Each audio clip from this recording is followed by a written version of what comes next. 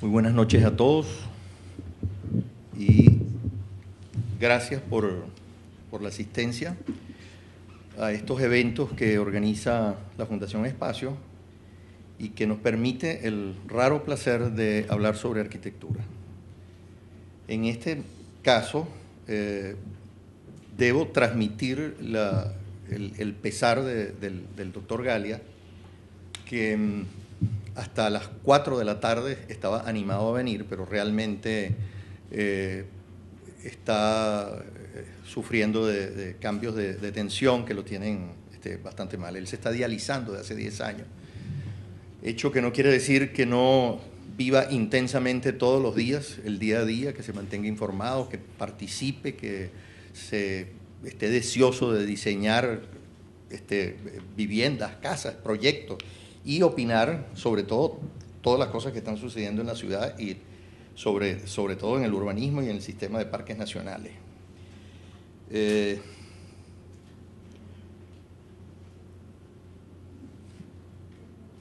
Esto funciona dándole ¿cómo? El de la... ponlo.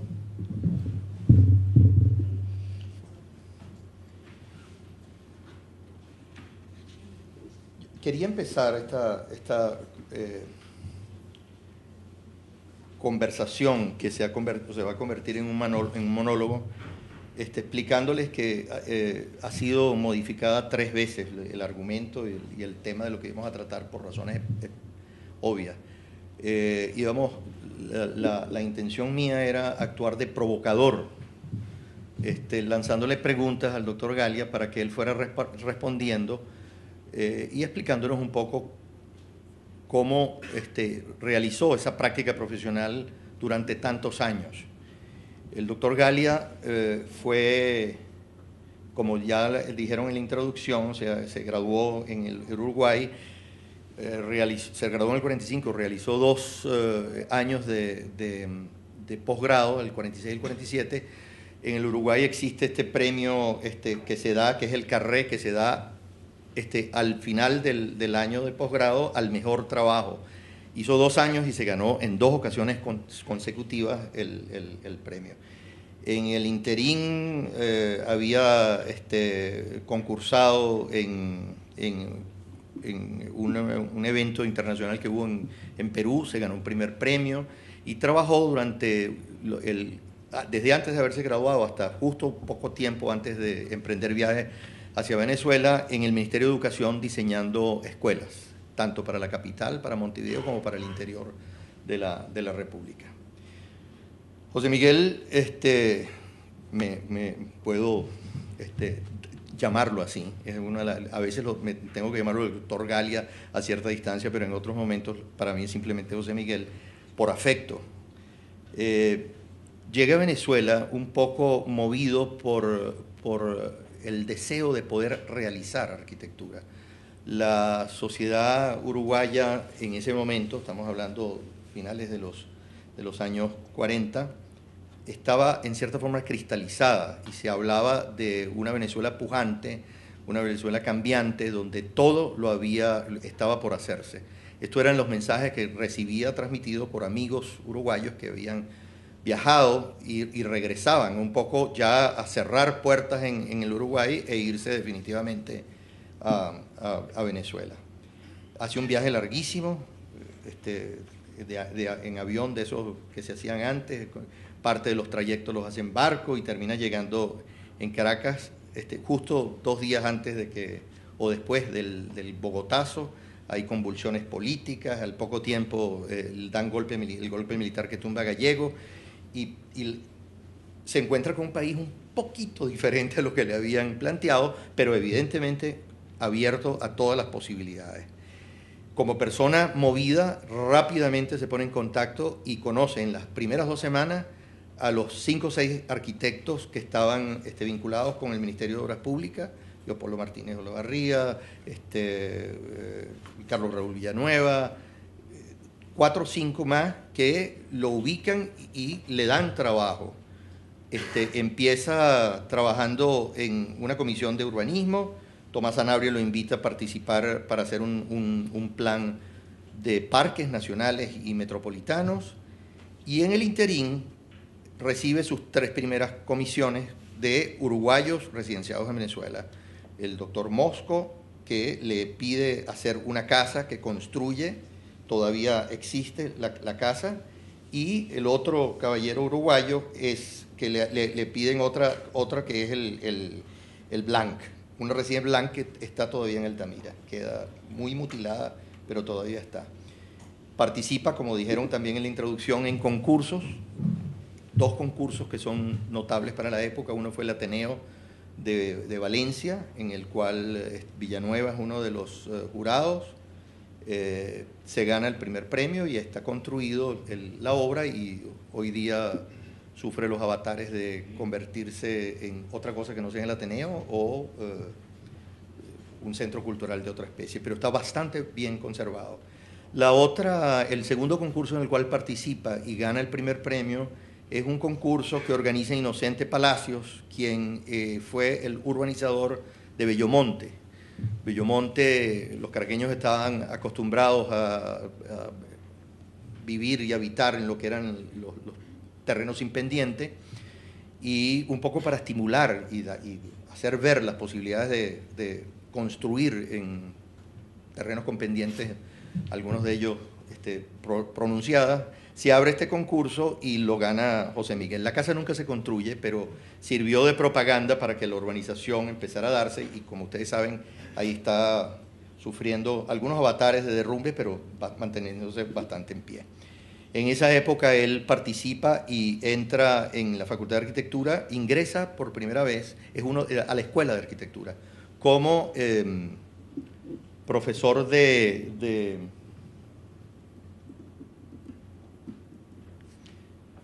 Me van a tener que auxiliar aquí con esto, porque no es como me explicaron.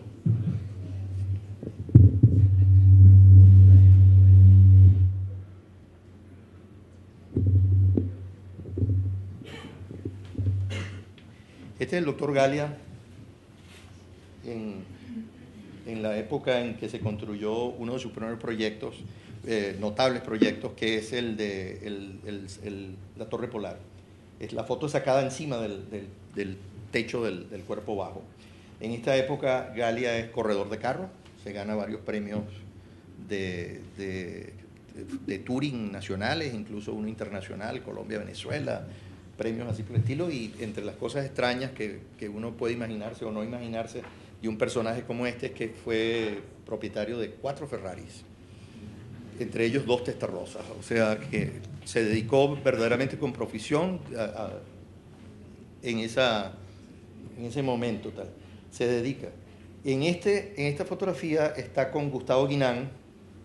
El doctor Galia es el de la derecha, el que está con la pierna levantada, con un grupo de alumnos de la Escuela de Arquitectura dictando las primeras materias que dictó en la escuela, que era de paisajismo.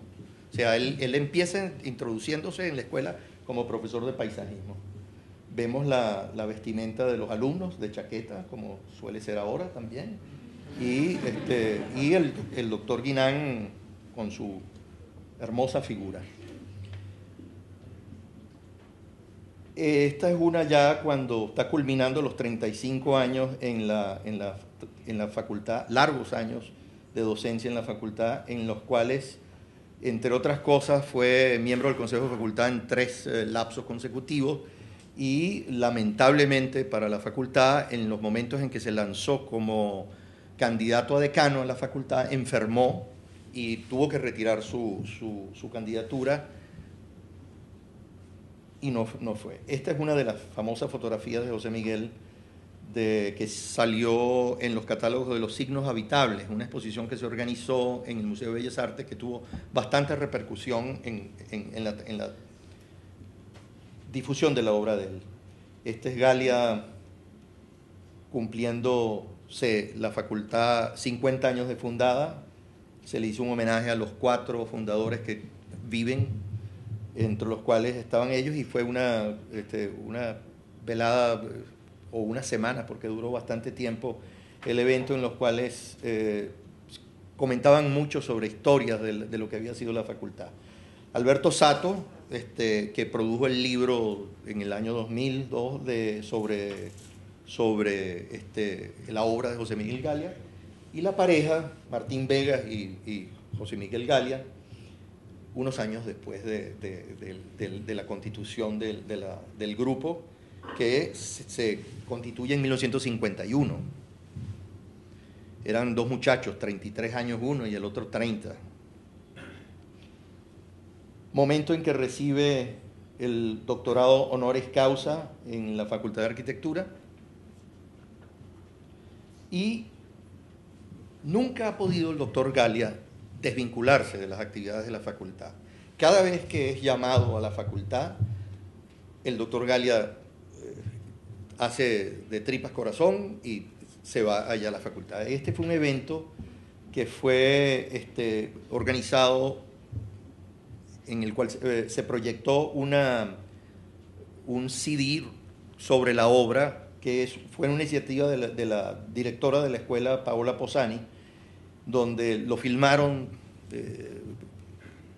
entrevistaron, publicaron planos y se produjo un CD que está por empezar a comercializarse en este momento. El doctor Galia es una persona activa, extremadamente con opiniones muy sesgadas y muy curioso, es de los que pregunta inmediatamente qué es lo que está pasando, o sea, qué es lo que tal, y se mantiene bastante al día. Los libros que se han publicado sobre Galia, las conferencias, las exposiciones, la exposición del 92 en el Museo de Bellas Artes, los mismos, el grupo de obras que se seleccionó para hacer la exposición en los siglos habitables, y otros grupos de obras, por lo general son las más conocidas de él. Algunas veces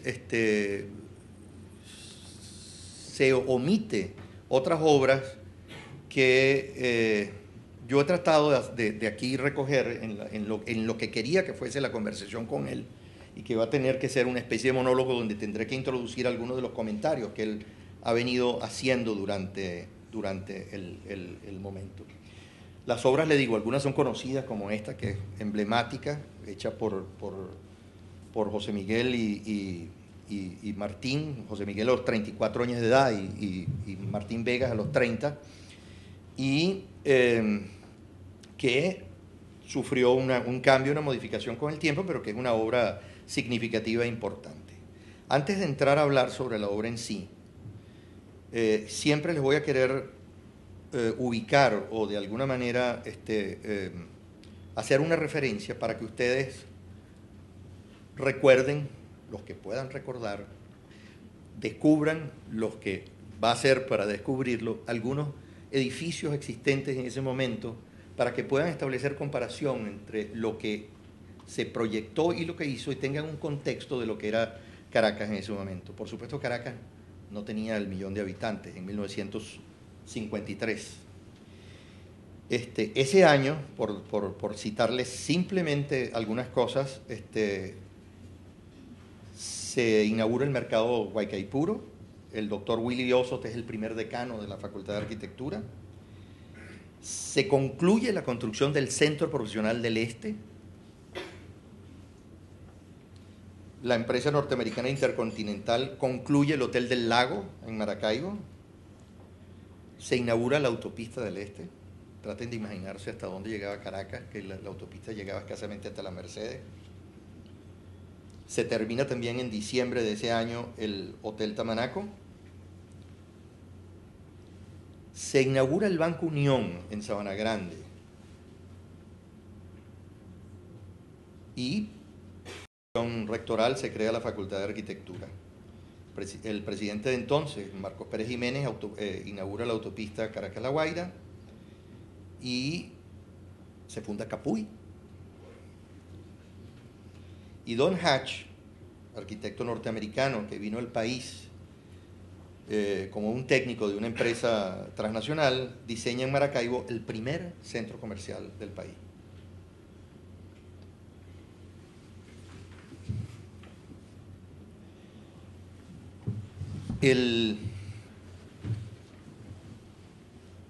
la Torre Polar y el Teatro del Este fueron construidos con la misma ordenanza que permitió construir el Municipal, otra obra de Galia que queda en el centro de Caracas, muy cercano al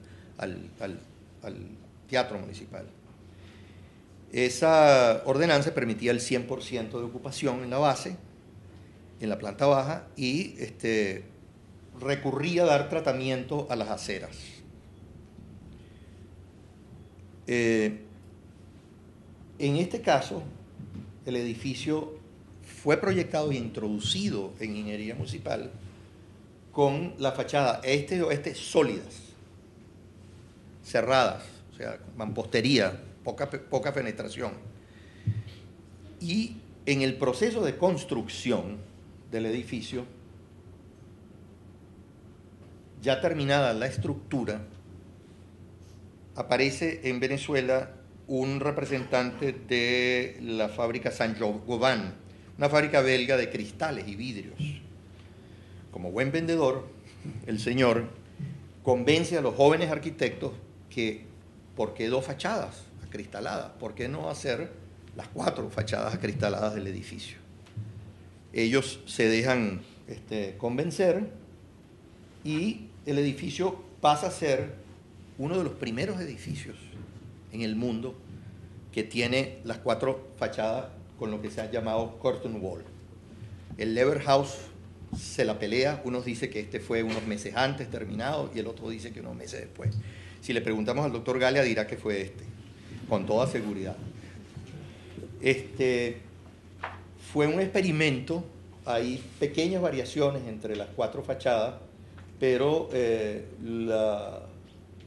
hay cristales, hay elementos verticales que recorren toda la torre, en la cual están fijados los cristales, y verdaderamente, y habría que considerarlo una especie de prototipo en su momento.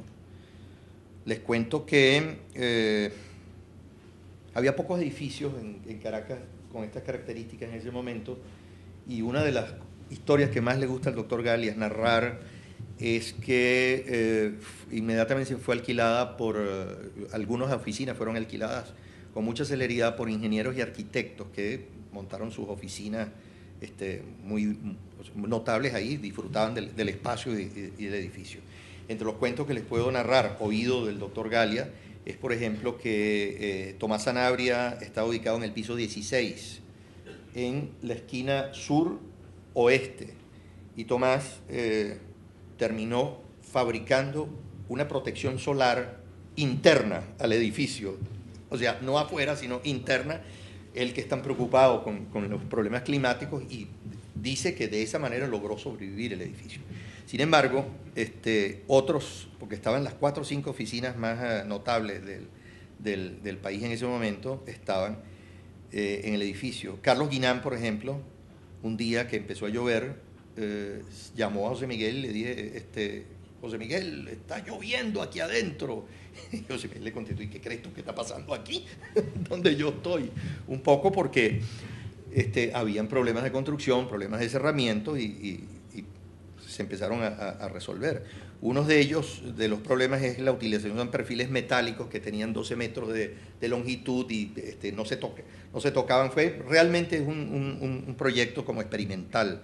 Problemas en las uniones del edificio. El edificio es un muy hermoso edificio que se construyó al lado junto con el Teatro del Este. Hay los planos, se ve el edificio como fue inicialmente. Es desfasado lateralmente y tiene el Teatro del Este, que fue, creo que el primer teatro en Caracas, en Venezuela, con escenario móvil. Se presentaban unas piezas espectaculares, magnífica acústica, y un teatro bastante novedoso para ese momento. La estructura del teatro utiliza unas uniones desarrolladas por Morandi. Es una hermosísima estructura que tenía incluso escenario giratorio y que subía y bajaba, hidráulico, ¿no? Poco a poco se fue convirtiendo en cine y hasta que en los años 70 incluso se convirtió en multicine. Hay un proyecto de Parili y Joel Sanz donde lo dividieron en pequeñas salas de proyección porque hubo un momento en que el espectáculo del cine cayó en baja y no había manera de llenarlos, y entonces fraccionaban los cines para crear estos pequeños cines que estuvieron tanto en boga. Morandi, que diseñó en el 57 el Puente del Lago, fue un poco el que intervino con la compañía Precomprimido en postensados y tensados en la obra. El proyecto estructural fue realizado por, José Miguel los llama los elefantes. Los elefantes son nada menos que Juancho Ataola y Benedetti, o sea, los mejores ingenieros que había en ese momento, que posteriormente a eso intervinieron en todos los edificios de importancia, puentes, autopistas, o sea, una verdadero lumbreras en ese sentido, jóvenes, al igual que él, pero experimentados a la experimentación. Los corredores techados de la universidad son de ellos. Angloven también es de ellos. Angloven cuando es otro de los proyectos de los cuales quiero hablarle. Le voy a contar una situación que se dio con Angloven y tal. Las fachadas del edificio que estaban... Fíjese que aquí hay uno podría suponer que las torres del centro Simón Bolívar son de estructura de concreto, ¿no? Metálica, de concreto, y son metálicas. Y aquí uno supondría que puede ser metálico y la estructura es de concreto. El teatro se inauguró casi a la par del mismo edificio.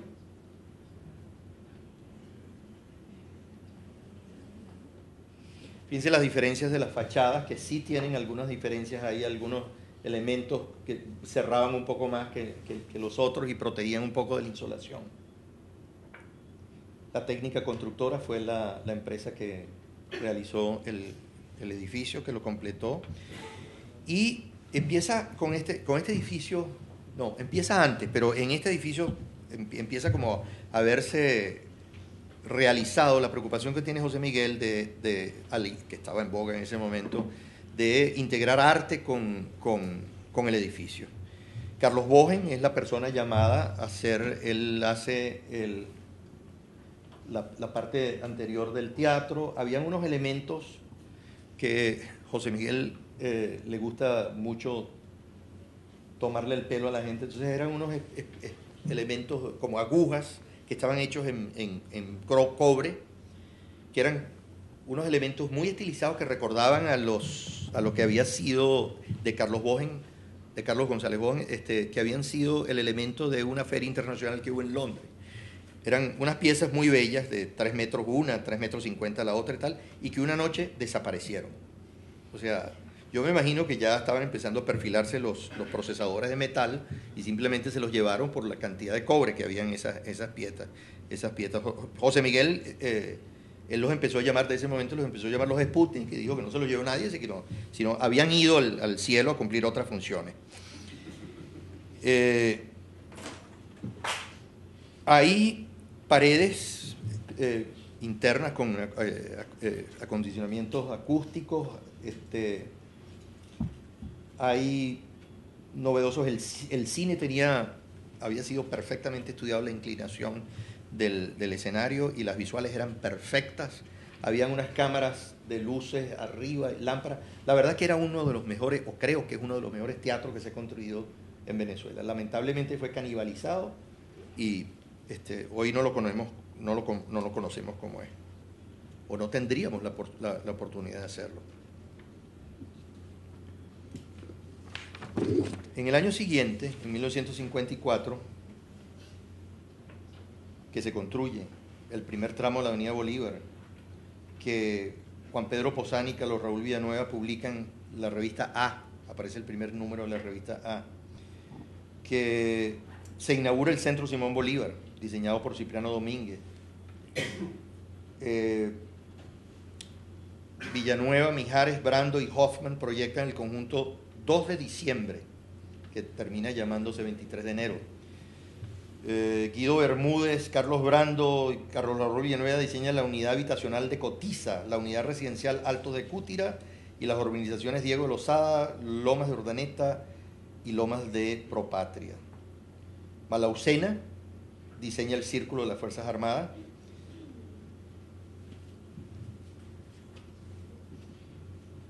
La Gran Avenida ya empieza a tener cuerpo, empieza a formarse. Tomás Sanabria y Diego Carbonell diseñan el primer edificio sede de la Electricidad de Caracas. Scarpa diseña el pabellón de Venezuela en Venecia. Se construye en años posteriores, pero se diseña. Y simultáneamente Vegas y Galia, el doctor Galia estaba en compañía de Martín Vegas, tienen un año bastante productivo, diseñan la Casa Monagas, Anglovén, etcétera, etcétera.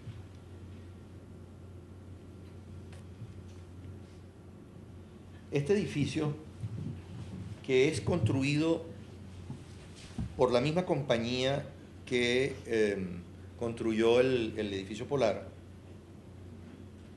y con muy poco tiempo después, contaba el doctor Galia que si uno lo recorre de abajo arriba, descubre que hay materiales de diferente tipo. O sea, el primer piso hasta el segundo está recubierto de un material, después del tercero al cuarto hay otras cosas y así sucesivamente. Yo le pregunto, ¿y esa era una especie de deseo intentando crear una novedad, una diferencia? Me dice, no, lo construyeron con los materiales que sobraron de la construcción del edificio Polar, de la Torre Polar. Lo que allá sobró se llevó aquí y a medida que se acababa uno, se usaba otro. Es un hermoso edificio con función de banco que tenía una discoteca, un nightclub abajo y la torre de oficina en la cual el doctor Galia tuvo su oficina durante un buen tiempo. Hablaba y decía que era extremadamente cómodo poder bajar de la oficina directamente al nightclub que había debajo. Este edificio, lamentablemente, ha pasado. Este es uno de los edificios que yo creo que debería declararse patrimonio, protegerlo, algo así por el estilo. Ha pasado por manos de varios compañías vendedoras de carros. Yo siempre he pensado que lo que la salvaría es montar un restaurante y una discoteca que quedaría espectacular en su sitio, pero es una obra de las cuales merece ser conservada. Lamentablemente, a lo mejor el precio del terreno da para demolerla y construir ahí cualquier cosa. Pero es un edificio verdaderamente importante y emblemático para la ciudad. El siguiente de los edificios que seleccioné, yo no sé si se han dado cuenta que la selección, o sea, no son algunos de ellos, sino estoy tratando de ver edificios que yo sabía que José Miguel le iba a encantar echar cuentos y conversar con ustedes sobre eso, pero lamentablemente su salud no se lo permitió. Ahí, en el año 56, en el año 55, cuando él va por primera vez a Margarita con Daniel Camejo, que era la persona encargada del programa de hoteles del gobierno en ese momento, él hace el primer viaje. Hay una fotografía que está en el libro que escribió Sato, que es muy hermosa, donde en un peñero están abordando, o sea, están bajándose el Martín, él y Daniel Camejo, pero a una Margarita donde me imagino que en ese momento no debería haber habido nada. El hotel es uno de los mejores hoteles construidos por Conaoto y de los pocos existentes todavía más o menos sanos, excepción hecha en un momento en que le cometieron un crimen de lesa humanidad, que fue declarar la parcela. Es una parcela enorme, a donde hay unas cabañas, se puede construir de los lados. Es una pieza que hubiese permitido resolver la situación del bajo número de habitaciones y la rentabilidad en una forma diferente. Sin embargo, lo que hicieron fue adosarle al mismo edificio y pasó de una crujía a doble crujía de habitación con corredor central, en donde perdió una de las características más hermosas que tenía, que era la ventilación cruzada.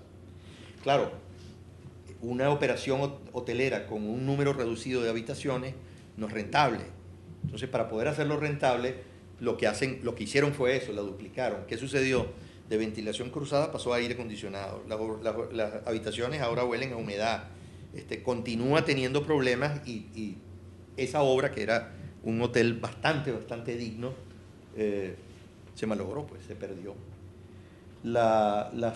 Como veían en la fotografía, y lo ven aquí, había una habitación de doble espacio, y la del extremo tomaba parte del corredor, las otras eran habitaciones normales.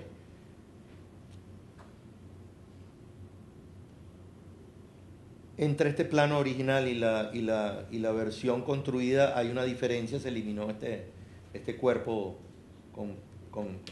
y algunas vistas internas del edificio.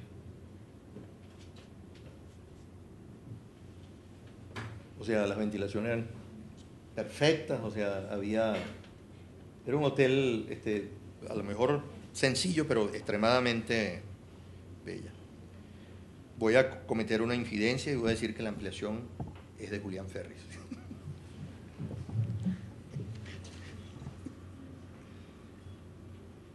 El Banco Metropolitano del Centro de Caracas. Este es un edificio que está ubicado entre Doctor Paul y Salvador de León. Es un edificio muy hermoso que introduce recursos que en la arquitectura en Caracas no se habían explorado. Uno de ellos es el patio inglés, o sea, la posibilidad de retirar el elemento de fachada para ventilar a través del patio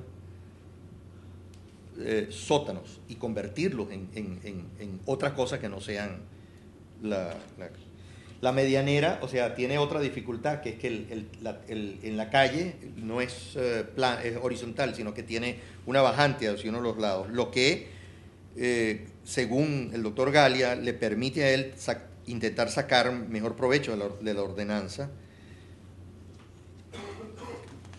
Creo que fue la primera vez que se usó el patio inglés aquí en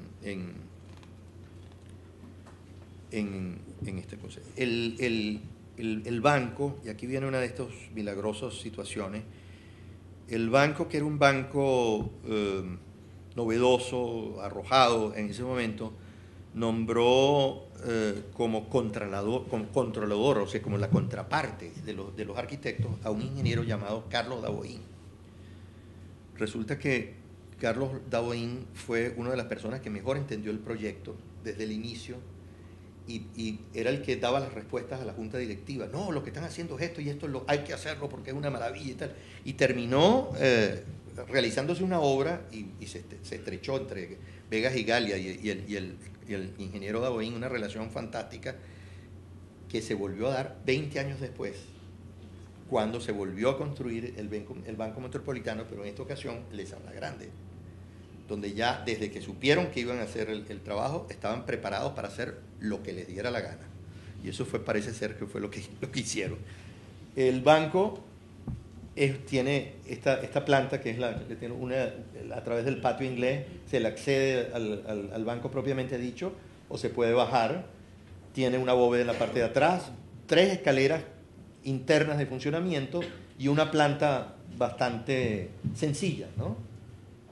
Aquí se observa la planta que está por debajo del nivel de la calle, medio nivel por debajo de la calle, y una segunda planta de sótano que apenas asoma con pequeñas ventanas. La entrada del banco, una vista interna, ya entrando, no en la parte de caja, sino en la parte de atrás donde se hacen transacciones. Esa sí es parte de la entrada, las escaleras. el mobiliario, que es un hermoso mobiliario de época, las barandas, mucho bronce, cobre, concreto obra limpia, maderas, unas máquinas calculadoras hermosísimas y las cajas fuertes como enseñadas, las bóvedas como aquí está el dinero. Y las reducidas máquinas de escribir, no sé si le ven el tamaño de los carriles, de los escaleras de bronce con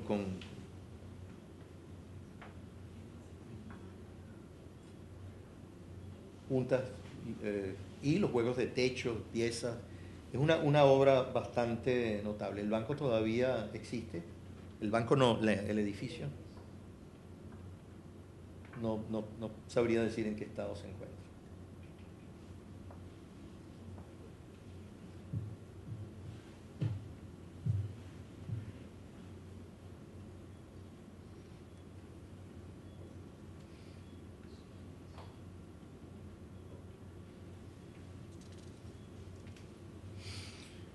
Aquí pegamos un salto y vamos desde el año 57 al 66. El Sanssouci realmente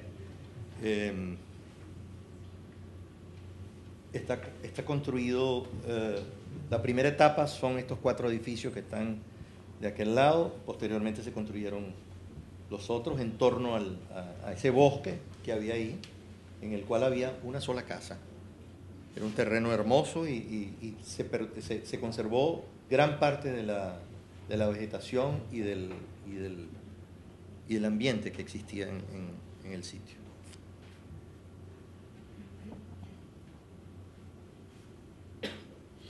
Son 10 edificios en torno a ese espacio central, 12. Y aquí hay un juego, que se lo explicaba a una de las muchachas anteriormente, que es bien inteligente, con algunos sacrificios para los usuarios. Esa es una parte donde el doctor Gallia y yo hemos conversado. Esta es una planta tipo para apartamentos de 1 y 2 habitaciones. Se las voy a pasar así para que vean y después voy a regresar. Mismo periferia, mismo límite del edificio.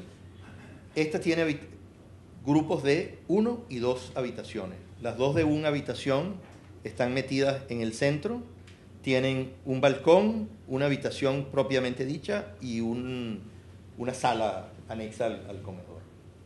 Es simétrico el edificio y tiene los 2 apartamentos de 2 habitaciones que crecen sobre los retiros, un balcón igual. Con la misma área, que es aquí donde discuto yo con el doctor Gallia, tenemos una planta conformada por apartamentos de 3 habitaciones. Yo lo que le discuto a él es que uno puede aumentar las habitaciones, el número de habitaciones, pero de alguna manera eso tiene que, de alguna forma, reflejarse en las áreas sociales. Termina siendo mayor uso de la sala, uno tiene que usar, qué sé yo, mayor número de baños, la cocina es diferente, la ropa sucia, cosas así por el estilo. Pero él dice que la posibilidad de repetirlo y de lograrlo, realmente se complementaban muchas cosas con lo que era la planta libre, lo que era el parque. Aquí tenemos la otra planta, porque están intercaladas, cada tantos pisos está las de una habitación, que lo que hacen es llenar esos 2 vacíos de los lados con terrazas, que en vez de tener un solo nivel, tienen a doble altura. Esta es la de 2 y 4 habitaciones, donde como una especie de juego de esos de damero, de madera, empieza a jugar con las piezas y entrar, y les da. Del material gráfico de ese es difícil de conseguir porque las distancias son cortas y no se puede sacar buenas fotografías del banco. El Banco Caracas de Sabana Grande, que es del año 67, es una piecita muy hermosa que desapareció porque estaba entre la Solano y creo que estaba el conjunto ese enorme que está ahí. Era un edificio muy, muy hermoso. Lamentablemente no se conservan fotografías, no se conservan muy pocas cosas, pero era verdaderamente un diseño muy hermoso. Y a la pregunta por supuesto, comparado con otros bancos, extremadamente económico la construcción, concreto, obra limpia, los pisos eran de cerámica, no tenía alardes de materiales, porque siempre se consideró que iba a ser una construcción temporal, porque iba a ser sustituido por otro banco de mejor calidad, etcétera, etcétera, que nunca se dio. El elemento generador del diseño, que es bien divertido, aquí en este caso, es el árbol este que está aquí en el extremo izquierdo. Yo le preguntaba a José Miguel, le decía, pero porque esa pérgola, esto era una pérgola muy hermosa, de este plano, una pérgola con el árbol, que era un eucalipto hermosísimo, se entraba, el mostrador del banco era de concreto armado, el piso era de cerámica, 2 pequeñas bóvedas y otra salida por el otro lado, el edificio plano con un gran señalamiento, sin pretensiones, muy honesto el edificio. Y como edificio honesto vivió poco. Y son esas cosas que hermoso, materiales expuestos, no tenía pretensiones.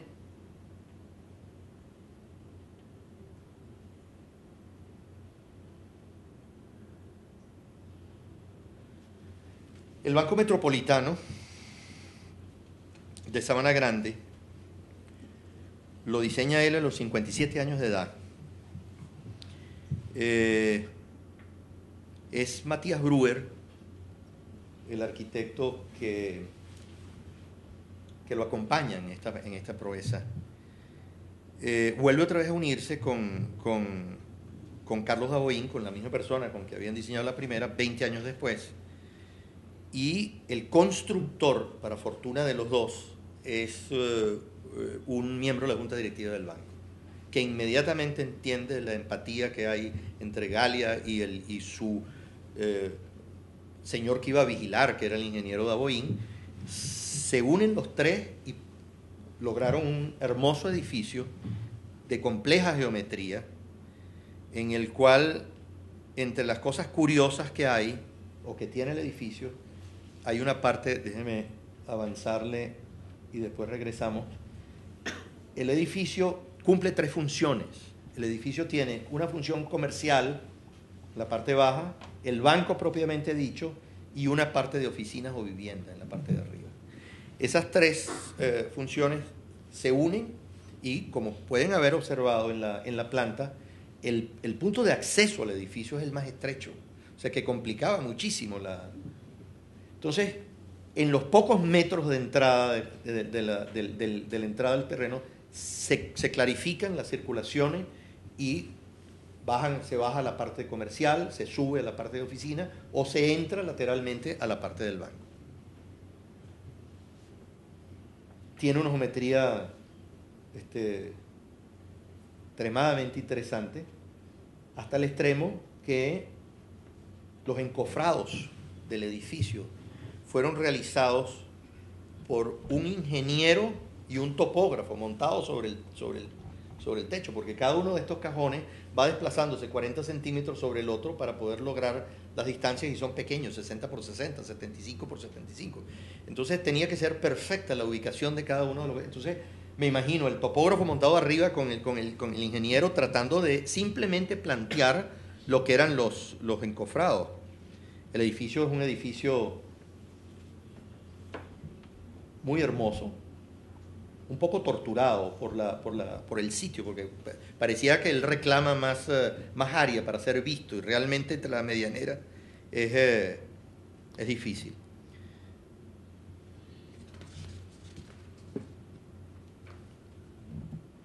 Esta es una vista desde el edificio de atrás, que es de Elena Garay, el que está en la Solano López, que un poco permite ver la forma del terreno y la forma como está ubicada. La geometría de este edificio es muy interesante.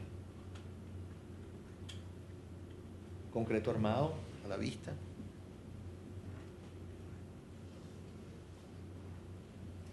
Aquí se observa la separación que existe entre el cuerpo de arriba, que es el de oficina, este techo que asciende es el que cubre el banco, y por el lado derecho del acceso es la parte que va a la parte comercial. Sin embargo, fíjense que por más que uno lo pueda percibir como un edificio logrado o algo así, siempre hay personas que creen que al banco hay que ponerle un cartelón encima que dice banco, y del otro lado comercio, porque son torpezas de la gente. El edificio se mantiene bastante bien ahora. La diferencia es que fíjense que a mano derecha hay una casa que la tiene adosada, y hoy día ya está adosado por edificios, ¿no? Concreto armado en todas partes, o sea, mostradores, paredes, techos. Bonito trabajo de iluminación donde se complementan la natural con la artificial. Y hasta ahí llegué con el material preparado. Habían algunas cosas que se quería comentar o que quería comentar. Por ejemplo, una de ellas es en relación a otros edificios que son edificios notables del doctor Galia, como son el edificio Tabaré y otro que llaman Los Morochos en Colinas de Bellomonte, sí, de Bellomonte, exacto, donde el cuidado del doctor Galia siempre por los detalles y por innovar algunas cosas lo llevó a diseñar un sistema de ventana que uno lo ve y le puede parecer que es absolutamente convencional. Dos cuerpos, uno superior y uno bajo. El de abajo de aluminio con manillas giratorias, y el de arriba, lo primero que uno observa son unas romanillas metálicas que tienen solamente 3 posiciones, o sea, cerrada, media y totalmente abierta. Por detrás de eso, o sea, como protección solar, hay vidrios que permitirían ver, o sea, tener las romanillas arriba, entrar vidrio, la parte de abajo cerrada de aluminio, y mosquiteros, que son bien curiosos, ¿no? Que se le hayan puesto. Me enteré que tanto el constructor como el propietario eran uruguayos, y me imagino que los zancudos en Caracas lo tenían un poco loco, pero y diseñaron un elemento de ventana que es bastante hermoso. Quizás una de las razones por las cuales dos edificios que logró hacer el doctor Galia con Felipe Chanis, que era el propietario del edificio, que era otro uruguayo, que era un ingeniero aeronáutico, que manejaba los herrajes y el aluminio de maravilla, y eso le permitió de repente establecer empatía con esta persona y diseñar unos detalles en algunos edificios que son bastante particulares. Otra cosa que queríamos o hubiese querido tratar con ustedes era el caso de los dos edificios de Seguros Orinoco, que tuvimos hoy en la oficina una conversación sobre los motivos por qué no hacía énfasis en estos dos edificios. Iban a ser 3, iba a haber uno aquí muy cerca de aquí, del otro lado de la Francisco de Miranda, que nunca llegó a construirse, nunca llegó ni siquiera a proyectarse. Fue una iniciativa fallida de Seguros Orinoco, pero existe el del centro de Caracas, que fue el edificio que le hizo merecer al doctor Galia el Premio Nacional de Arquitectura, y el segundo, que es el de Ciudad Bolívar, que es Puerto Ordaz, perdón, que es no tan alto, sino más extendido y más bajo, que es un muy hermoso edificio también. En los dos proyectos interviene es una especie de tipología que va desarrollando, y la de Puerto Ordaz me parece un poco forzada porque es consecuencia de la de Caracas. La de Caracas a mí siempre me llamó la atención. Los dos edificios tienen unas hermosísimas puertas. Las dos son, no podría decir que son solamente de González Bogen, como fueron otras de las obras. porque el doctor Galia metió la mano en esto y lo metió mucho. O sea, él un poco trabajaron el planteamiento de las puertas. En el caso del de Caracas, las puertas tienen una altura tal y hay unas vigas en el medio y solamente pasa una pieza y están articuladas las dos, se mueven las dos a la vez, pero uno las ve divididas para poder cerrar el pórtico, el inmenso pórtico, que era un poco lo que él perseguía con este tipo de escala de puertas. La de Ciudad Bolívar es más divertida todavía, se tiene 11 metros de altura la puerta, y la puerta está, no está abisagrada lateralmente, sino tiene un eje excéntrico de la puerta. Entonces, cuando se rebate la puerta crea en el vano 3 entradas, una reducida y una gran, como una especie de puerta principal. En todas las obras que diseñó el doctor Galia posteriormente y que ojalá pudiera diseñar alguna más, se preocupó mucho de las intervenciones de arte, de los problemas tecnológicos. Los 2 últimos edificios, tiene 2, 3 edificios, hay 2 en Sabana Grande y el que está atrás del edificio Polar, que acaba de ser vendido a otro grupo, no sé qué van a hacer con, creo que el Consejo Supremo Electoral, creo que se va a meter ahí en ese edificio. El doctor Galia sigue muy interesado en la arquitectura, es una persona que constantemente se mantiene al día, recibe sus revistas europeas, recibe Casabela, recibe todas las revistas y se mantiene un poco en el debate y tiene una particularidad, una manera de ser que a mí toda la vida me ha llamado la atención, que es que trata de exprimir a la gente, o sea, lo invita a uno, entonces le empieza a hacer cuestiones. ¿Qué opinas tú sobre la arquitectura de fulano de tal? ¿Qué opinas tú? ¿Qué está haciendo fulano? Y es una manera, en su reclusión por el problema de insuficiencia renal que tiene, de mantenerse informado de lo que está haciendo. Una persona que es extremadamente curiosa y que ojalá pudiera celebrar sus 90 años y que lo celebra el año próximo y todavía darnos algunos edificios más. Gracias.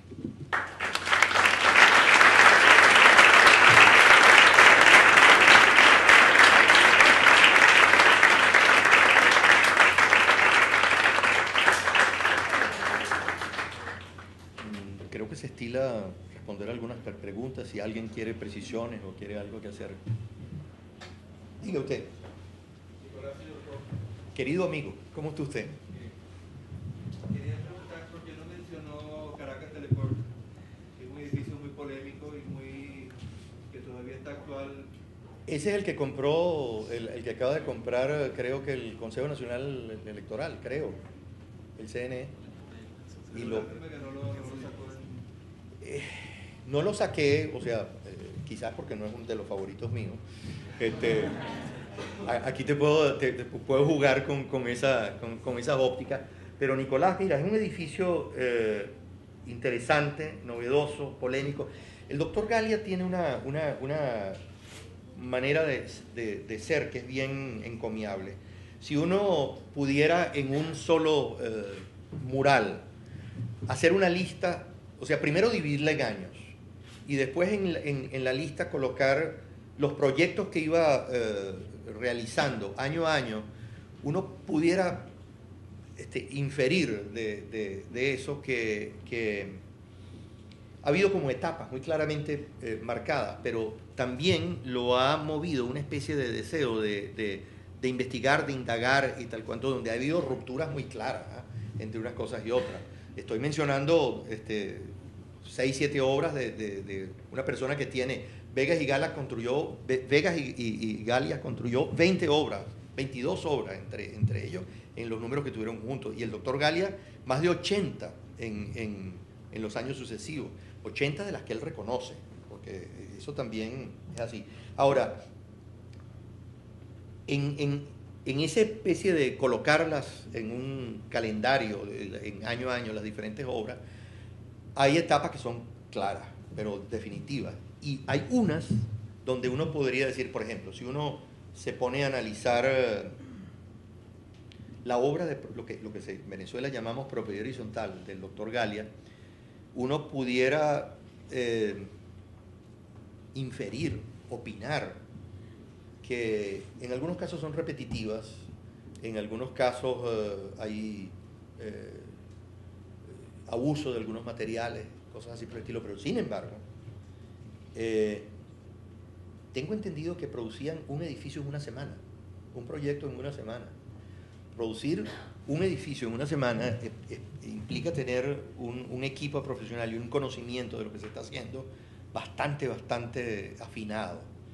Hay investigación porque si uno agarra ese lapso, el de la propiedad horizontal, y lo desglosa, uno ve, a mí me tocó hacer una posición sobre la obra de Galia, creo que fue en el año 90, 91, en el Museo de Bellas Artes.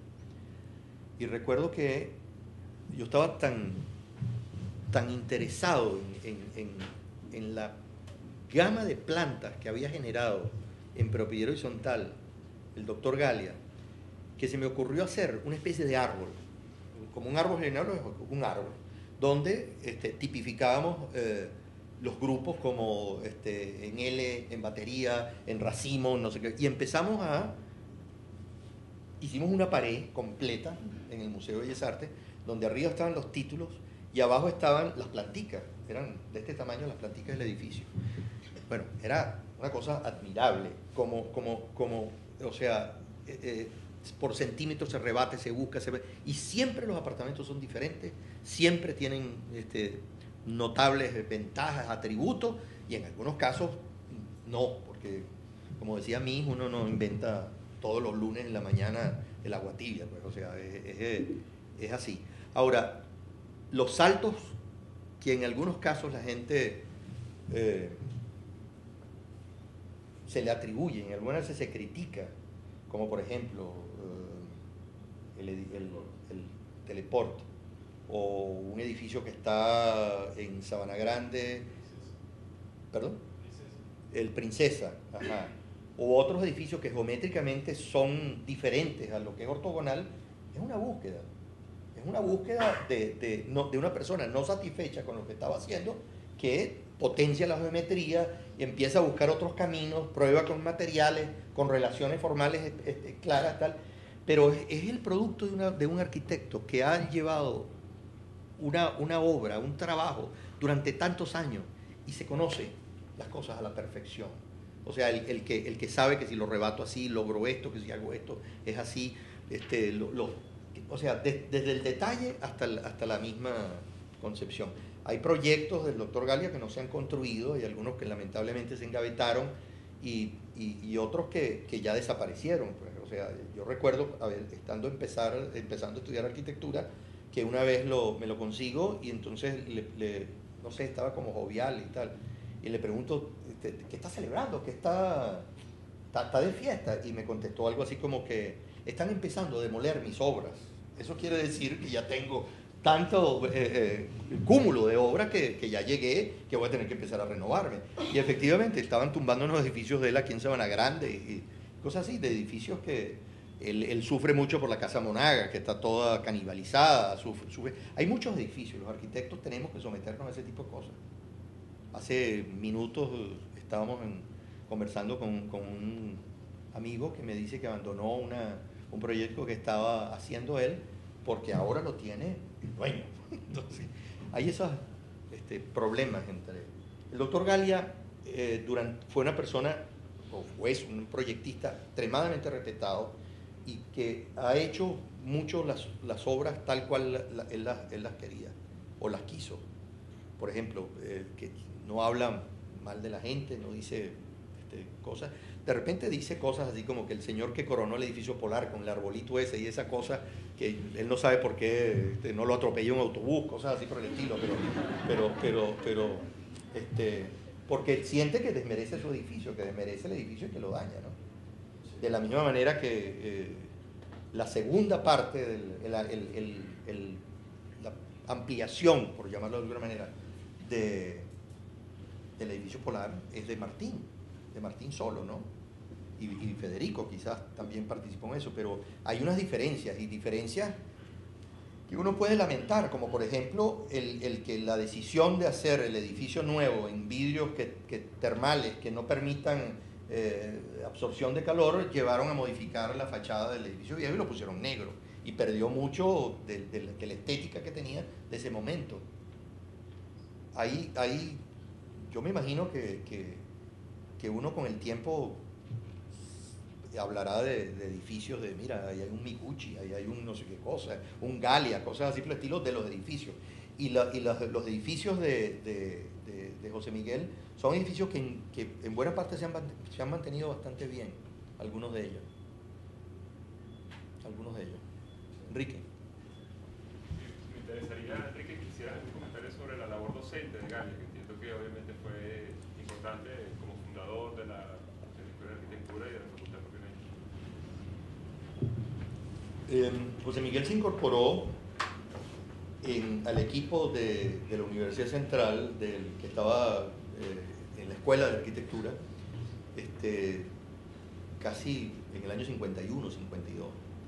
Empezó con la materia de paisajismo. Es uno de los fundadores de la Facultad de Arquitectura, uno de los 18 personas que suscribieron el convenio y de los primeros profesores y estuvo 34 años, 33 años dando docencia. Fue 3 veces integrante del Consejo de Facultad y, como mencioné hace rato, casi fue decano, si no es por una enfermedad que tiene.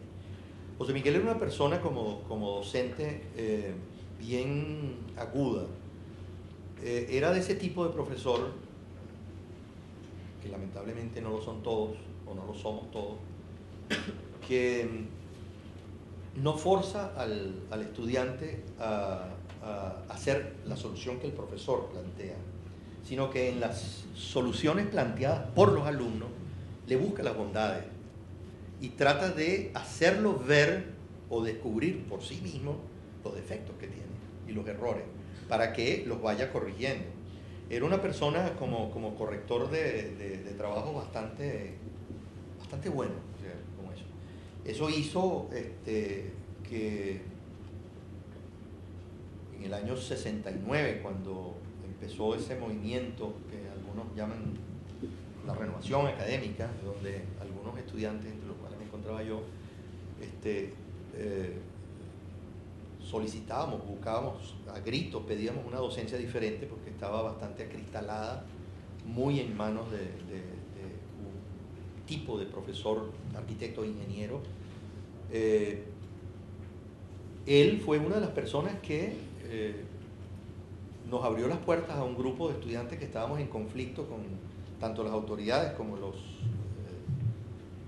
profesores de la facultad, y llegó a constituir en momentos en que los talleres, porque lo que teníamos talleres en ese momento tenían 60, 70 alumnos, llegó a constituir un taller que tenía 400 alumnos, donde adentro del taller había una libertad absoluta de organización, de temática, y él aupó mucho eso con toda la seriedad del caso y abrió, o sea, habría que para que se entendiera un poco la situación del proceso de renovación académico, que no es el mismo del Mayo francés, aunque fue el año siguiente, el departamento de composición, que era el departamento donde se daba diseño, él era el jefe del departamento de composición en el año 69, y él somete al Consejo de Facultad la solicitud de hacer un estudio, una evaluación de la docencia que se estaba dando al interno de la facultad, de la escuela de arquitectura, en todo sentido. Y estuvieron 7, 8 meses haciendo un estudio manejado por él, y el estudio concluyó una cantidad de cosas que no se hacían énfasis en la temática que debía, que había materias totalmente obsoletas, que los profesores no estaban formados, que había que el escalafón universitario, una cantidad de observaciones que recuerdo, y eso fue un poco lo que generó el movimiento de renovación académica. El Consejo de Facultad recibió el documento, cumplida su misión, abrió una gaveta y lo metió. Y la reacción fue una reacción que modificó la Facultad de Arquitectura en ese momento, que todavía, no sé si para bien o mal, la facultad en la estructura universitaria, la Facultad de Arquitectura sigue siendo experimental. No sé si tenga sentido lo de experimental o no, pero lo sigue siendo. Experimental en el sentido de agrupación, docencia, modos de una cantidad de agrupaciones, de una cantidad de cosas que yo estoy sintiendo. No estoy dando clases en este momento, pero tengo participaciones en la facultad que estamos en las puertas de necesitar otra renovación académica. A lo mejor. Nicolás. Para agregar al punto de docencia, yo creo que es interesante saber, sobre todo para los jóvenes, que cuando la facultad cambió del sistema de años a talleres verticales, cada gran arquitecto tenía, primero es importante saber que los arquitectos no tenían trabajo. Después de la caída de Pérez Jiménez, más o menos por el año 62, que fue cuando yo empecé a estudiar arquitectura, los arquitectos no tenían nada que hacer. Cuando alguien construía un edificio era así un evento enorme. Cierto. Entonces todos los grandes arquitectos fueron a la facultad y dieron clases, era lo único que podían hacer. Y cada gran arquitecto tenía su taller. Villanueva tenía uno, Bermúdez tenía otro, Sanabria tenía otro, y Galia tenía el taller compartido con González Almeida, Cierto. que es otro personaje interesante como arquitecto. Que lo hemos perdido, Sí, una obra realizada bien interesante. Pero hay un teatro todavía que existe en la Florida, que sí, es el Alberto de Paz y Mateo, que si uno se pone a analizar, ubicar un teatro dentro del terreno de una casa, donde hay estacionamiento, talleres de ensayo, escenario y teatro en sí, es genial. Pero la cuestión de los talleres funcionó, yo no sé cuánto tiempo funcionó en ese sistema, en que cada arquitecto tenía su taller, ¿no? Y creo que el alumno más conocido que tuvieron ellos fue Tomás Lugo. Cierto, cierto. Pero también tuvieron a Carlos Gómez y Llarena, Manuel Fuentes, o sea, tuvieron José Miguel las fue rotando por diferentes partes hasta que por fin, creo que hace como 20 años, en el mismo edificio donde vive, en Punta del Este, al final de la Río de Janeiro, al final de Chuao, tuvo su oficina, pero tuvo oficina en diferentes sitios y muchos arquitectos fueron jóvenes, connotados arquitectos hoy día, trabajaron en la oficina con él. Pues les daba bastante oportunidad, era una persona que tenía bastante trabajo. Hacer un comentario, bueno, creo que el tono anecdótico creo que es gran parte de todo lo que estamos hablando. En algún momento dado, consolidada en la avenida Francisco Miranda con aquel cohete o aquel, la generación Herbert, como es la mía, la generación de los 70, recordamos una lata de toddy girando encima, pero en el caso de Galia, ver esa corona, como él dijo, del anuncio de Polar, emblemático, pero que a todas luces afea esa bella estructura. Sí, a él le preocupa y le molesta mucho. Es más, creo que ha llegado a pensar que la Navidad lo amarga más todavía, porque aparte de tener el cartelón, le montan un arbolito de Navidad con lucecitas y ahí terminan de agregarlo. Entonces es como una cosa que como sufre. Ahora, muy venezolano. Bueno, me tocaste una tecla que yo estoy horrorizado como los edificios se han convertido en portadores de publicidad, en vallas, ¿no? Y eso viene sucediendo hace varios años para acá y es una verdadera agresión a la arquitectura. Sí. Carlos Martínez, mi nombre. El profesor Galia nunca tuvo, después ya de consagrar algún tipo de feedback con Uruguay como posible punto de conexión profesional. O sea, he visto muchos arquitectos que de repente migran y al tiempo se consagran en otro país y vuelven a ejecutar obras en su país de origen. Él nunca proyectó nada después. No, el doctor Galia llegó a los 29 años de edad aquí a Venezuela. Había hecho algunos trabajos en Uruguay, en Buenos Aires, hizo unos concursos que ganó en Perú y desde que está en Venezuela creo que no ha hecho obra. Participó en un concurso internacional que hubo para un edificio, el edificio Peugeot en Buenos Aires, pero no arquitectura fuera de Venezuela, que es su país, no lo ha hecho. Y como que estaba muy contento, está muy contento de haberlo, de haber sido así. Bueno, también, es cierto. ¿Pudiera hablar un poquito, Enrique, de cómo se inserta Galia cuando él llega? Obviamente había una sociedad caraqueña, que era pequeña, se habla de Planchar, que hace el edificio acá, pero también el mismo que llama Giacomo, y habla de José Palacio, que llama Animalia, por ser el museo, y hace ese concurso que no era la reseña de la participación de Galia, el segundo premio es de papá de Posani, el abuelo de Paola de Posani, que conocen a Paola más. Y hay una sociedad que realmente era pequeña, ¿no? O sea, Galia corría en ese circuito por completo, como en el Ferrari, pero cómo llega un extranjero y se inserta de una vez en una sociedad que como pequeña ha sido cerrada de alguna forma. Y aparte de eso, era un grupo, una élite bastante culta y cultivada. Bueno, primero, los primeros 15, 20 o 30 arquitectos que en Venezuela empiezan a laborar en arquitectura, ninguno se había graduado en Venezuela. O sea, todos venían de fuera. Muchos revalidaron, apenas llegaron, otros lo hicieron tiempo después. Y yo creo que esa situación, unida al cambio que se dio económico en el país con la explotación del petróleo y la riqueza petrolera inmensa, no conocida anteriormente, creó un ánimo entre el país, entre los arquitectos, entre todo el mundo, de que todo era posible y todo lo íbamos a construir.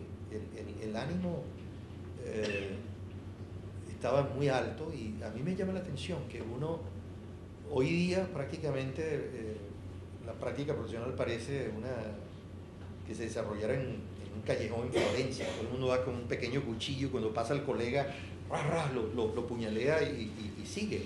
La hermandad que había en ese momento, el respeto, la colaboración que había entre todos ellos, es una cosa que lamento mucho que no exista todavía, porque es que se ayudaban unos a otros. O sea, más, yo he oído decir, y no tiene que ver con la época que dicen ahora que hay ese colapso económico de los años 60, estoy hablando de los años 50, finales del 40 y del 50, donde el país estaba haciéndose. Podría haber sido el peregrinato un invento, una fantasía, pero estaba entrando chorros de dinero en petróleo y había gente interesada en dejar una obra física construida. La población, Venezuela no tenía 1 millón de habitantes cuando empiezan ellos a trabajar y a hacer sus obras, y había una colaboración entre unos y otros.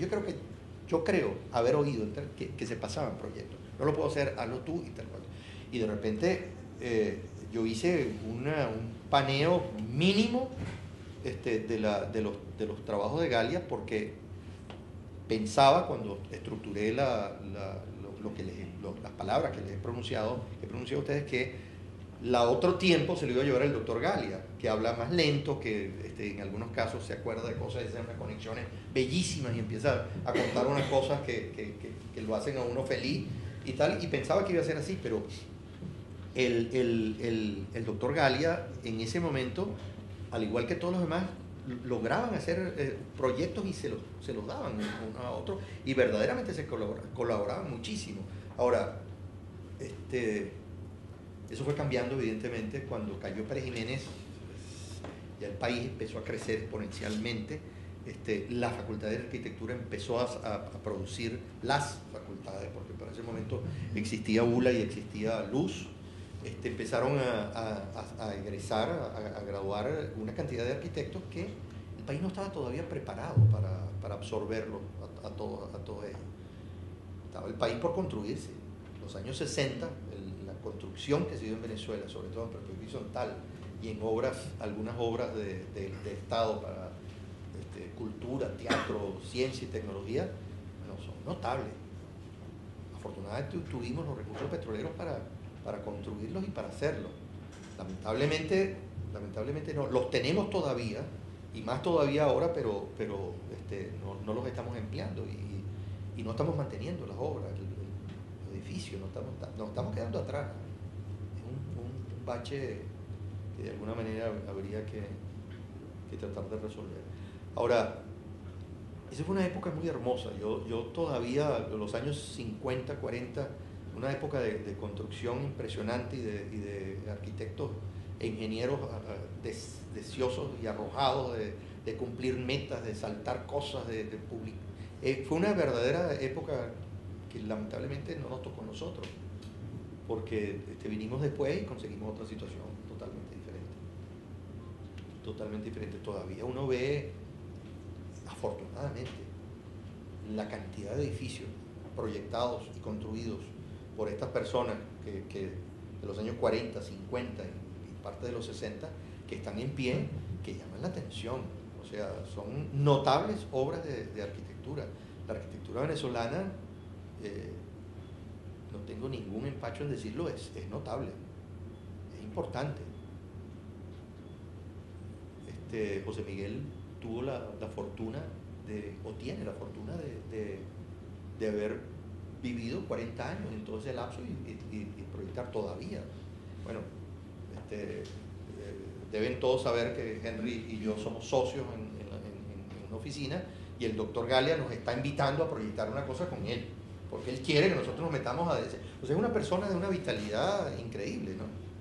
Y que se mantiene al día, se lee sus revistas, critica los proyectos internacionales. Ojalá muchos de nosotros pudiéramos llegar a la edad que tiene él con la lucidez que tiene.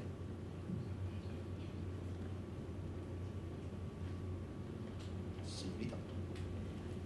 Enrique, de acuerdo con las conversaciones que has tenido con Gallia, mi pregunta es: ¿cuán consciente es él, o si le ha interesado a través de los años en sus obras entrar en diálogo con otros arquitectos, con obras que le hayan llamado la atención? ¿Cuáles son sus opiniones sobre arquitectura, sea moderna, sea contemporánea? Él a lo largo de su práctica profesional ha tenido muchas personas trabajando con él y desarrollando proyectos conjuntamente asociados y co-diseñadores. Como es una tradición aquí, en Venezuela siempre se opaca a las personas que forman el equipo, y siempre queda el maestro como el punto de referencia. Él es una persona que se mantiene leyendo y que hace, y es una persona que le gusta experimentar, o sea, innovar en sus obras. Uno veía que una es diferente a la otra, y que indagaba, y formalmente una persona bien, o sea, sus resultados formales en su obra son bien interesantes. Hay obras de Gallia que yo sé que la gente los ve y dice, qué horror. Por ejemplo, puedo intuir que Nicolás no está muy contento con el edificio de aquel de allá que tiene las circulaciones. Pero fíjate que ese es un proyecto que, si bien es de Gallia, fue diseñado con los hijos del dueño del proyecto, en los cuales Gallia permitió que se hiciera mucho, porque era un primer proyecto de una persona. Y tiene cosas bien interesantes el edificio, no hay que descartarlo totalmente, pero el edificio es un edificio que a lo mejor, o sea, apasiona o tiene detractores. De los últimos proyectos de Gallia hay entre muchas personas críticas sobre el tipo de geometría que empezó a utilizar.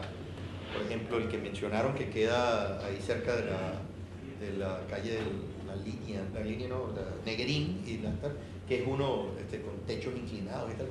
Ese es un lapso, un proceso de un momento dado que le interesó hacer ese tipo de cosas y se puso a hacerlo. Y viene desde un concurso, él le diseñó a Beclavel Tini para allá cerca entre los Palos Grandes y los Chorros, un centro comercial que era voladísimo, o sea, por la geometría, y era una búsqueda de él en ese momento. Se preocupaba y quería jugar con la geometría, y eso es lo que estaba haciendo. Por favor. Mi nombre es Eduardo Higuera. Yo fui alumno del doctor Galia, y no solamente alumno, sino que trabajé también con él. Y lo que quería era complementar, porque él siempre fue inconforme con todas sus obras. Y él ha tenido la fortuna de trabajarle a una élite que le permitía modificar sus obras en el momento de la construcción. A medida que iba levantando la obra, él estaba metido de cabeza allí y todos los días traía una nueva solución. Continuaba diseñando, o sea, sí, estaba en construcción y él continuaba diseñando. Y bueno, eso uno como arquitecto normalmente no se lo permite. Sí, claro, pero era la confianza que había en él, sí. Que las obras siempre fueron obras de primera y obras que siempre estuvieron en la etapa de ganarse un premio. Cierto. Como sucedió con el edificio del Banco Metropolitano de Sabana Grande y los edificios de Seguros Orinoco, que también tuvieron. Y una bienal en Quito que se ganó también un premio internacional. ¿Alguna otra pregunta? ¿Comentario? ¿No será que en el año 1958 se truncó de una manera abrupta? En lo personal yo siento que no se ha vuelto a recuperar la búsqueda por un estilo propio de arquitectura a la venezolana, porque mi sentir muy particular es que entre el año 48 y 58 fue un solo movimiento ascendente de genialidad arquitectónica y buscando un estilo autóctono. ¿No será que en el año 58 eso se truncó y no se ha vuelto a recuperar?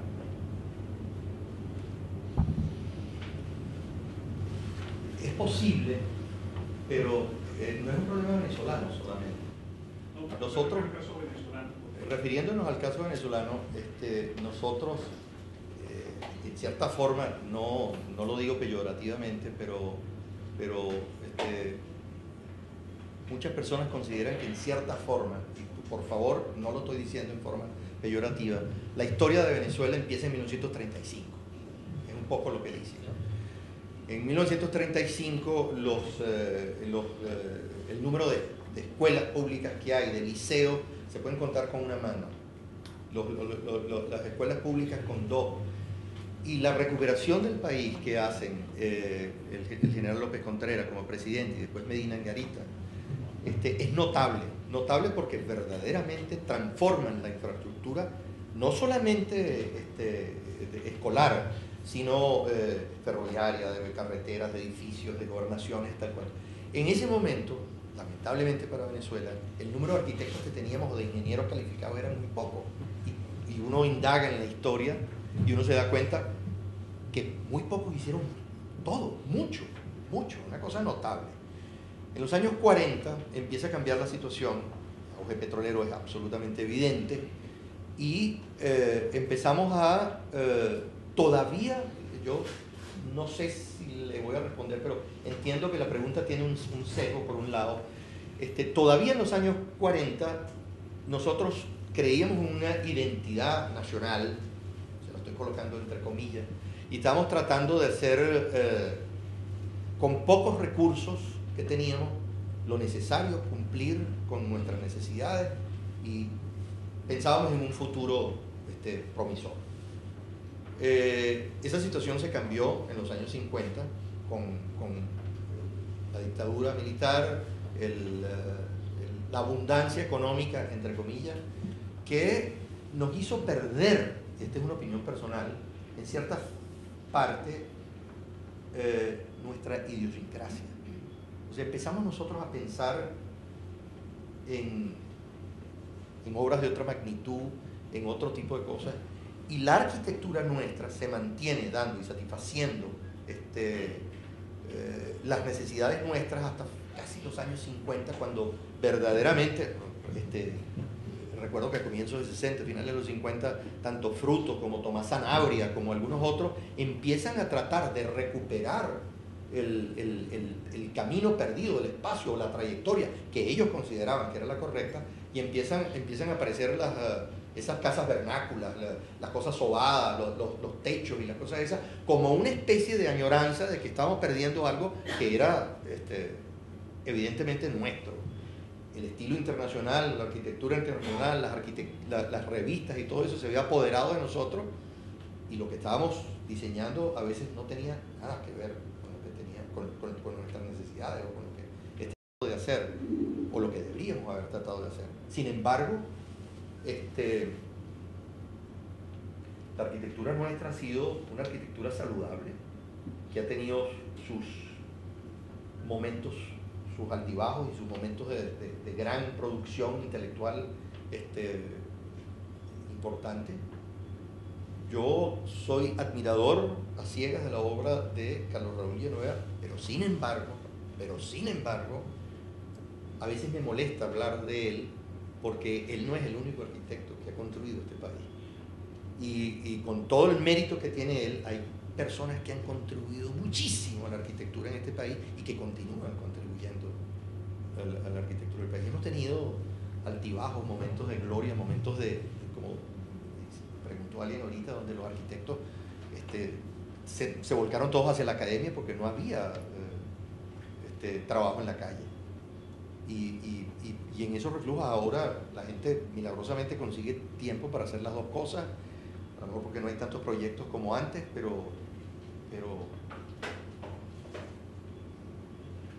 no sé si le respondí la pregunta. Pero no era tanto una pregunta, era todo un sentir para poder discutir sobre el tema, y estando en sintonía con lo que usted menciona, pero siempre dentro de ese periodo hay un hito o dos muy llamativos, que es el primer plan Rotival y el segundo plan Rotival. Y es como en el primer plan Rotival, que como conocemos, se basaba en una arquitectura monumental, de volúmenes, abrumadora, fastidiosa. Cuando se vuelve a llamar a Rotival, hay más sintonía con lo que se quería hacer. Y sí, dentro de la modernidad, es cierto, más yo siento que ese grupo de arquitectos, dentro de esa modernidad, dentro de ese estilo internacional, buscaban un estilo propio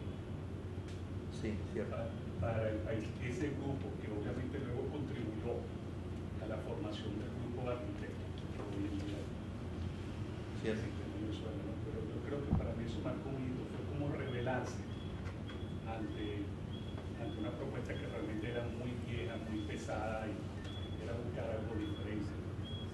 Ahora, el decurso del tiempo ha conspirado contra nosotros mismos, porque en cierta forma habíamos intentado llevar una línea de trabajo y de diseño y de construcción de edificios, y sin embargo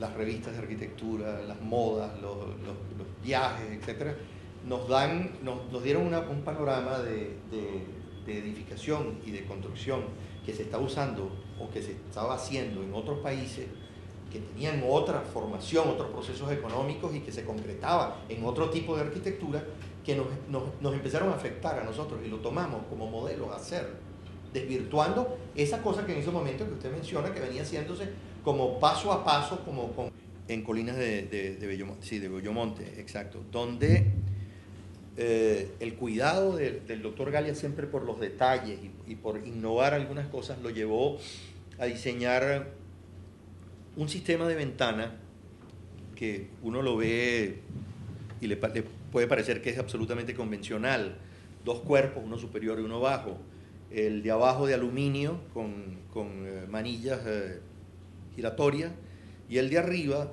lo primero que uno observa son unas romanillas metálicas que tienen solamente 3 posiciones, o sea, cerrada, media y totalmente abierta. Por detrás de eso, o sea, como protección solar, hay vidrios que permitirían ver, o sea, tener las romanillas arriba, entrar vidrio, la parte de abajo cerrada de aluminio, y mosquiteros, que son bien curiosos, ¿no? Que se le hayan puesto. Me enteré que tanto el constructor como el propietario eran uruguayos, y me imagino que los zancudos en Caracas lo tenían un poco loco, y diseñaron un elemento de ventana que es bastante hermoso. Quizás una de las razones por las cuales 2 edificios que logró hacer el doctor Gallia con Felipe Chanis, que era el propietario del edificio, que era otro uruguayo, que era un ingeniero aeronáutico, que manejaba los herrajes y el aluminio de maravilla, y eso le permitió de repente establecer empatía con esta persona y diseñar unos detalles en algunos edificios que son bastante particulares. Otra cosa que queríamos o hubiese querido tratar con ustedes era el caso de los 2 edificios de Seguros Orinoco, que tuvimos hoy en la oficina una conversación sobre los motivos por qué no hacía énfasis en estos 2 edificios. Iban a ser 3, iba a haber uno aquí muy cerca de aquí, del otro lado de la Francisco de Miranda, que nunca llegó a construirse, nunca llegó ni siquiera a proyectarse, fue una iniciativa fallida de Seguros Orinoco, pero existe el del centro de Caracas, que fue el edificio que le hizo merecer al doctor Gallia el Premio Nacional de Arquitectura, y el segundo, que es el de Ciudad Bolívar, que es Puerto Ordaz, perdón, que es no tan alto, sino más extendido y más bajo, que es un muy hermoso edificio también.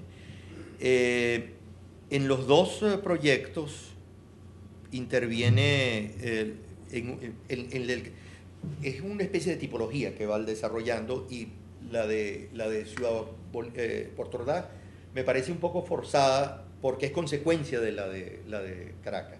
La de Caracas, a mí siempre me llamó la atención